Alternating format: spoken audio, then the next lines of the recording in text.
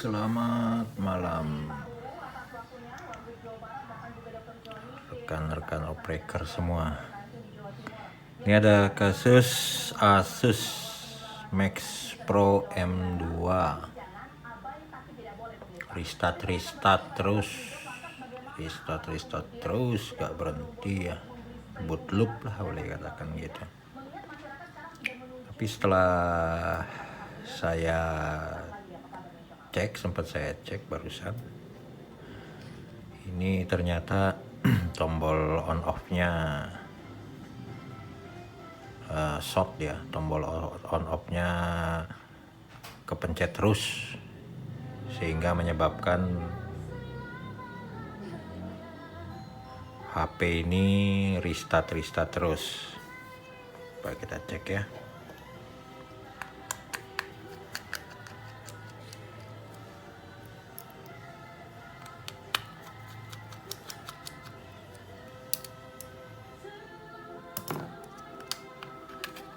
Nah, kita buka dulu tutupnya, terus kita angkat sedikit nih biar dia tidak ngejam.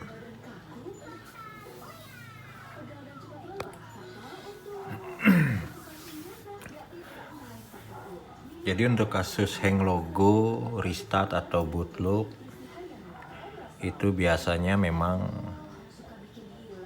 masalahnya sih di OS ya, biasanya di OS. Tapi memang sebaiknya kita copot dulu fleksibel on off-nya. Kalau kita sudah copot fleksibel on off ternyata masih restart terus, berarti kerusakan di software. Kita coba software.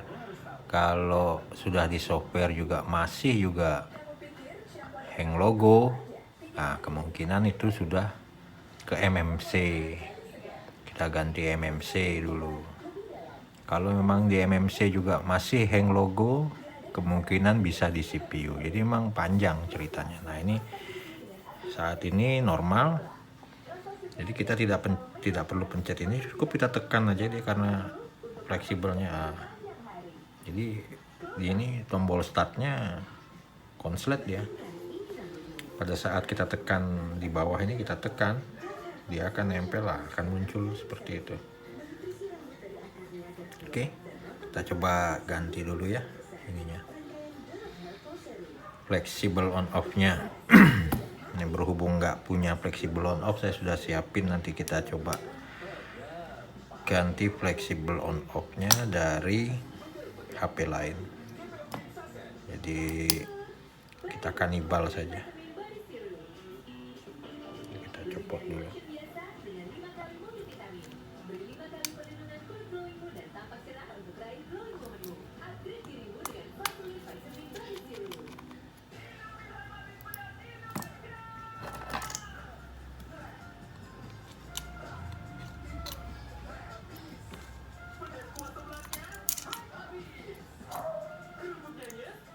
Ini kemungkinan di sini yang konslet ya, kita akan ganti ini.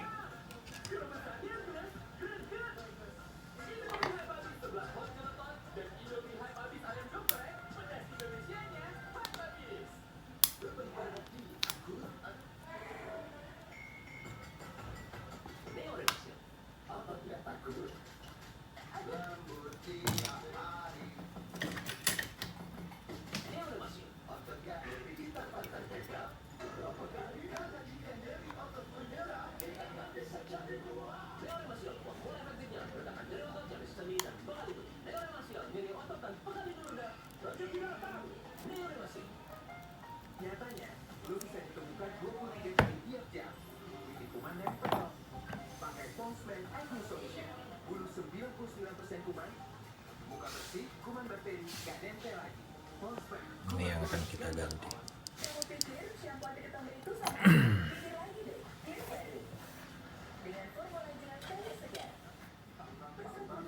Oke, sudah kita ini kan ya.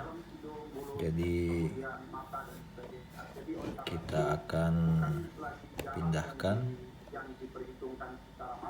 dari sini ke sini. Ini yang konslet, yang punya Max Pro M2 Max Pro M2. Kita pindahkan yang bagus dari sini ke sini.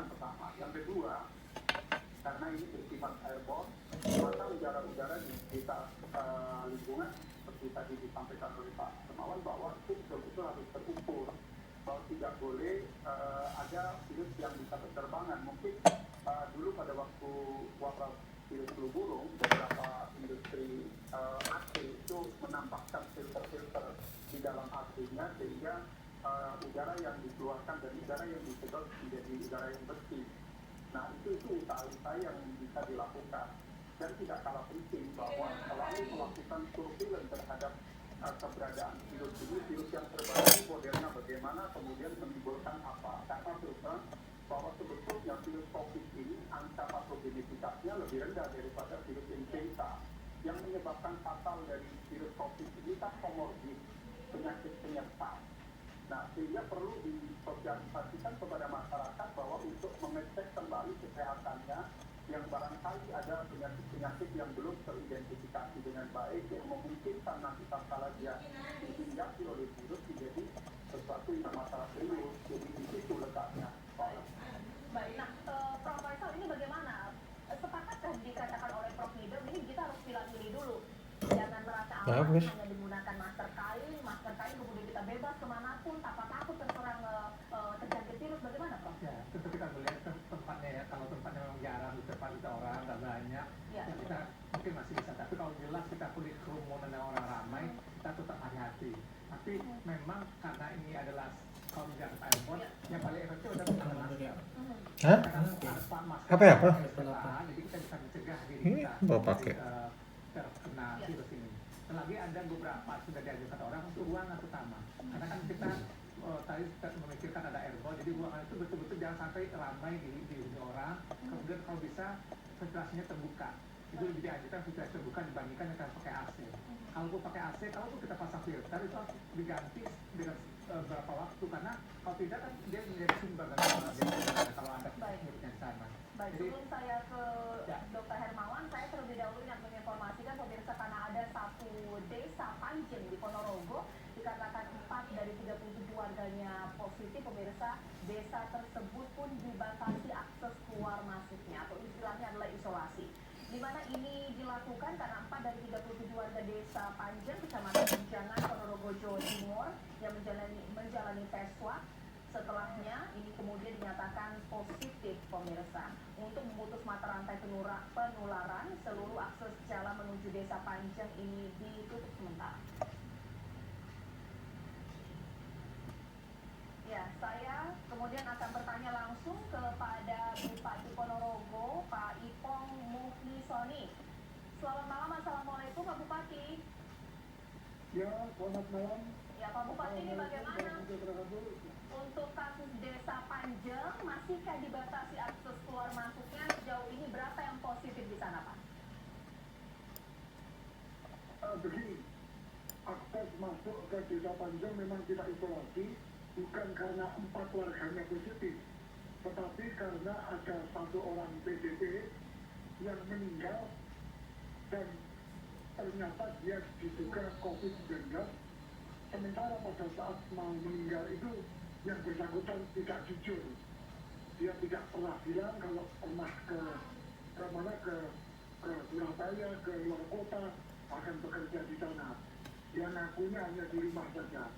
Sementara pihak rumah sakit ketika dia meninggal memutuskan untuk memakamkan yang bersangkutan ini dengan pemakaman biasa, tidak memakai protokol kesehatan. 3 hari kemudian kita diinformasikan bahwa yang bersangkutan itu ternyata bekerja di Surabaya. Kita tahu Surabaya adalah daerah merah, makanya 1 desa langsung kita isolasi untuk lebih memastikan lagi proses tracing, sekaligus kita melakukan testing kepada seluruh warga desa yang ada. Oke, sudah. Tapi karena ada orang meninggal, Kita yang tes. prosesnya menuju meninggal itu tidak jujur dia dari mana. Ya. Baik, terima kasih Bupati Ponorogo, Pak Ipong Muhnisoni atas waktunya. Kita harapkan bisa teratasi untuk kasus desa Panjang. Terakhir saya ke Dr.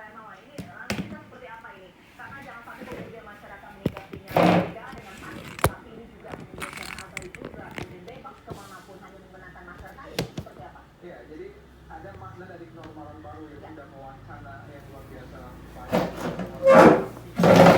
yang beragam ya. Tetapi kenormalan baru itu berangkat dari 3 poin. Ya. Pertama, norma baru atau new norm.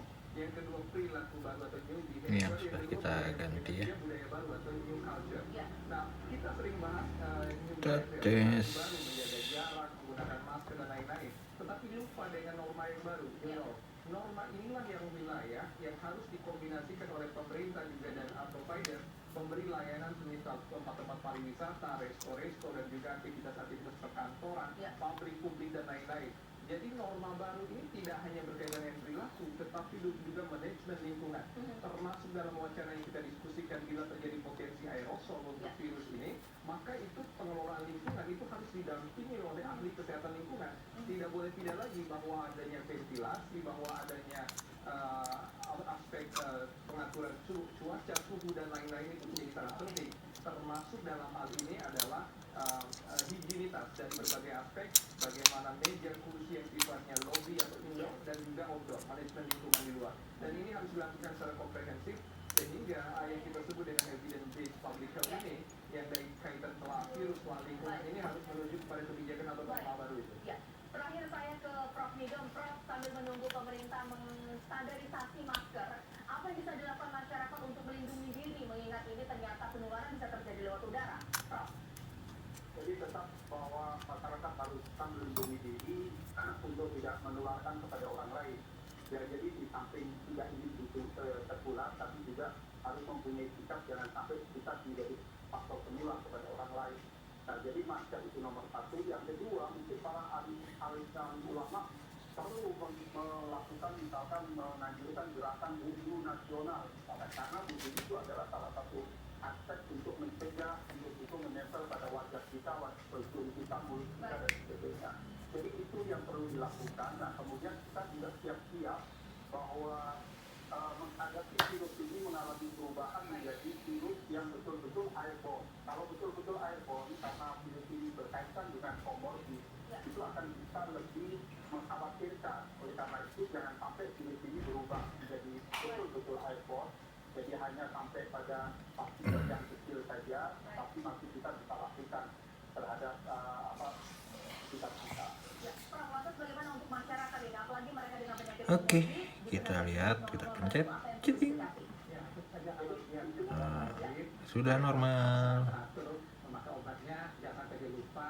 Tinggal kita rakit, selesai sudah. Oke, itu aja guys. Cara perbaikan untuk yang logo dengan penggantian switch on off. Jadi switch on off nya mencet terus, konslet kita hanya pakai bekas-bekas, ini yang bekas-bekas sudah rusak. Mungkin kerusakan di sini berarti ini sudah kita buang karena yang ini satu sudah, yang sini juga sudah. Jadi sudah dua kita ambil. Yang belah sini sudah kita ambil. Yang ini kayaknya juga ini konslet nih. Biasa on off sigam yang. Jadi yang paling sering konslet ya yang di on off-nya ini karena di volume itu jarang dipencet ya. Yang sering dipencet, yang sering rusak tuh yang di on off-nya. Oke, gitu aja. Semoga bermanfaat.